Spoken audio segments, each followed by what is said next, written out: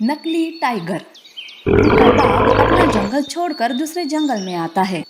उस जंगल में वो देखता है कि सारे जानवर एक बाघ के आगे पीछे कर रहे हैं। तब वो दूसरा बाघ अपने मन में सोचता है, अरे यहाँ पे देखो, इस बाग के तो मजे चल रहे हैं। उस जंगल में तो कोई भी मुझे पसंद नहीं करता था। कैसे भी करके मुझे इस बाग की जगह लेनी ही होगी।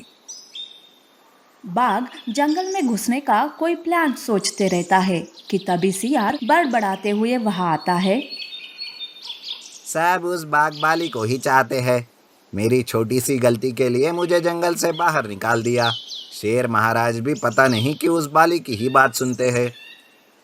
बाली उस बाघ का नाम था और उसी की वजह से सियार को जंगल से बाहर निकाल दिया था। इसीलिए सियार बाली पर बहुत ही गुस्सा होकर जा रहा था। इस बात का फायदा उठाने की कोशिश दूसरा बाघ करता है। वो सियार के सामने जाता है। पहले तो उसे वो बाली ही लगता है और तब सियार कहता है, अरे बाली, तुम यहाँ मेरा पीछा करके क्या मुझे मारना चाहते हो? अरे सियार, खा गए ना धोखा। मैं तुम्हारे जंगल का बाली नहीं हूँ, मैं बाघ हूँ। मैंने तुम्हारे साथ जो कुछ हुआ वो सब देखा है। वैसे तुम्हारे साथ बड़ा ही बुरा हुआ है। तुम चाहो तो हम दोनों मिलकर उस बाली से बदला ले सकते हैं। हाँ हाँ, मैं तो उस बाली को मारना ही चाहता हूँ, पर इसमें तुम मेरी मदद कैसे कर सकते हो? उस बाली को हम किडनैप करके उसे किसी सुनसान जगह पर छुपा देंगे। फिर उसके बदले मैं बाली बनकर जंगल में आऊंगा। फिर तो तुम भी जंगल में आ सकते हो और फिर मौका देखकर शेर और बाली को मारकर हम दोनों जंगल के राजा बन जाएंगे। दोनों भी हंसते हुए अपने प्लान को अंजाम देने की तैयारी शुरू कर देते हैं। रात के अंधेरे में वो दोनों जंगल में घुसकर बाली को किडनैप करके जंगल के एक खंडर में बंद कर देते हैं और दूसरे दिन बाघ बाली बनकर जंगल में जाता है। अब बाघ को खाने पीने के लिए कोई कमी नहीं रहती है। साथ साथ उसे वहाँ बहुत मान सम्मान भी मिलने लगता है। इस तरह से कुछ दिन बीत जाते हैं। तब सियार बाघ से मिलने आता है और कहता है, अरे बाघ, क्या हुआ हमारे प्लान का? कब से तुम्हारा इंतजार कर रहा हूँ। तुम कब मुझे जंगल में फिर से वापस लाओगे? तुम यहाँ मजे ले रहे हो और मुझे वहाँ बाली की रखवाली करने लगा रहे हो।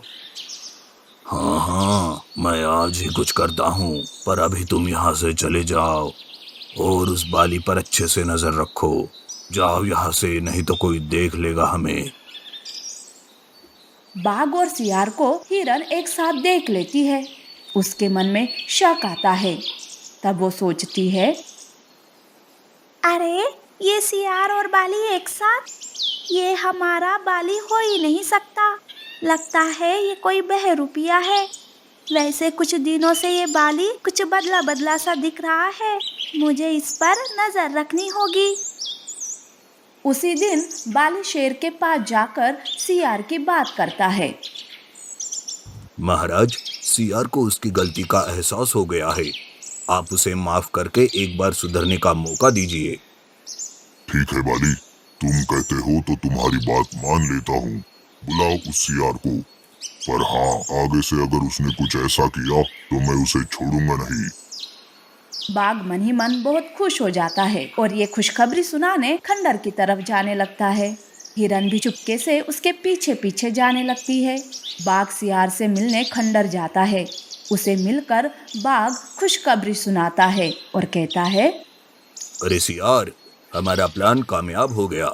शेर ने तुम्हें जंगल में आने की इजाजत दे दी है। अब पहले इस बाली को जान से मार देंगे, उसके बाद शेर को। हिरन ये सब सुनकर दंग हो जाती है। वो खंडर में देखती है तो उसे बाली कैद में दिखाई देता है। तब हिरन सोचती है, अच्छा तो मेरा शक सही निकला। ये नकली बाघ हमारा बाली बनकर हमें धोखा दे रहा है। हिरन तुरंत चील को बुलाकर सारी बात बताती है और उसे जंगल में जाकर सारे जानवरों को और शेर को बताने के लिए कहती है। चील उड़कर सारे जंगल में बाघ की सच्चाई बताता है। तब शेर के साथ सारे जानवर खंडर के पास आते हैं। सियार और बाघ बाली को मारने ही वाले थे कि तभी शेर बाघ पर हमला करता है। बाली की जान बच जाती है। बाली सबका धन्यवाद करता है। तब शेर कहता है, इन दोनों को जंगल से मार मार कर बाहर फेंक दो। सारे जानवर मिलकर उस नकली बाघ और सियार को मार मार के जंगल से बाहर फेंक देते हैं। Bird and porcupine fight. एक जंगल में एक चीता रहता था। उसे अपनी ताकत का बहुत घमंड था। तेजी से भागने के कारण उसे लगता था कि वो किसी का भी शिकार कर सकता है। एक बार उसकी नज़र जंगल में रहने वाली साही पर जाती है। आज तक तो छोटे और बड़े सभी जानवरों का शिकार किया है, पर ये साही का मैंने कभी शिकार नहीं किया। वैसे उसके बच्चे भी उसके पास हैं, तो नरम नरम मांस खाने में तो और भी मज़ा आएगा। और उनका स्वाद, ओहो हो, ये तो मुझे मौका कभी नहीं मिला। उस जंगल में साही अपने बच्चों के साथ रहता था। चीते का मन उसे खाने का होता है और वो उसका शिकार करना चाहता है। इसलिए वो पेड़ के पीछे साही पर नजर रखता है और सही मौके का इंतजार करता है। ये सब पेड़ पर बैठा बंदर देख लेता है और वो चीता से कहता है, अरे चीता, तू जो सोच रहा है ना, वो हो ही नहीं सकता। तुम साही का शिकार नहीं कर सकते। तुम क्या, कोई भी उसका शिकार नहीं कर सकता। सब उससे डरते हैं। मतलब क्या है तुम्हारा बंदर? मैं क्यों नहीं कर सकता साही का शिकार? मुझसे फालतू की बातें मत करना। मैं बहुत फुर्तीला और तेज जानवर हूँ। आज तक भला मुझसे कोई बच सका है, तो ये मामूली साही क्या चीज़ है? अरे इसे मामूली मत समझो। साही के ऊपर जो नुकीले कांटे हैं वो किसी को भी घायल करने के लिए काफ़ी हैं। मैं तो उन कांटों को नोच लूँगा। अब तो देखता रह तू। पहले इन साही का शिकार करता हूँ और बाद में तेरा। चीता की ये बात सुनकर बंदर डर के मारे वहाँ से छूमंतर हो जाता है। चीता बहुत ही घमंडी था। वो साही के सामने आता है। उसे देखकर घुर्राने लगता है। साही समझ जाता है कि चीते के मन में क्या चल रहा है। साही कहता है, अरे ओ चीते, मैं पहले ही आगाह कर देता हूँ, तुम मेरे और मेरे बच्चों से दूर रहो। एक कदम भी आगे किया तो तुम्हारा अंजाम अच्छा नहीं होगा। इतना सा साही और मुझे चेतावनी दे रहा है तू? तुम्हारी इतनी हिम्मत? चुपचाप से अपने बच्चे मेरे हवाले कर दे, नहीं तो तुम्हारा अंजाम अच्छा नहीं होगा। खबरदार, मेरे बच्चों की तरफ अगर आंख उठाकर देखा तो हिम्मत है तो पहले मुझसे मुकाबला करके दिखा। मुकाबला और तुमसे? ठीक है, मैं तैयार हूँ। आज पहली बार मुकाबला करके शिकार करूँगा। साही अपने बच्चे को पेड़ के पीछे रखता है और चीता से मुकाबला करने के लिए सामने आता है। दोनों भी एक दूसरे को बराबर की टक्कर देने के लिए तैयार थे। उन दोनों के बीच लड़ाई शुरू हो जाती है। चीता साही पर हमला करता है। तब उसे उसके नुकीले कांटे चुभने लगते हैं, पर वो फिर भी हार नहीं मानता। तब चीता सोचता है, अगर साही को मारना है तो उसकी पीठ पर हमला करना नहीं चाहिए। उसके कांटों से तो मैं ही घायल हो जाऊंगा। मुझे उसकी गर्दन के नीचे हमला करना पड़ेगा, तभी वो मेरी पकड़ में आएगा। चीता ऐसा सोच ही रहा था कि साही कहता है, क्या बात है चीता, लड़ाई से डर तो नहीं गया? चल, अभी भी वक्त है, पीछे हट जा। साही उसे ऐसा कहता है, पर चीता तो कुछ और ही सोच रहा था। तब चीता अपने हमले का रुख मोड़ देता है और साही पर नीचे से हमला करने लगता है, जिस वजह से साही को भी गर्दन पर जख्म हो जाता है। उनके बीच में भयानक लड़ाई शुरू हो जाती है।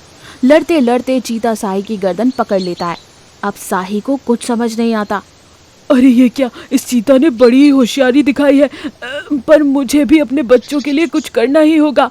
साही ऐसा सोचकर अपनी पूरी ताकत से खुद को मोड़ देता है, जिस वजह से उसके शरीर के कांटे चीता की आंखों में घुस जाते हैं।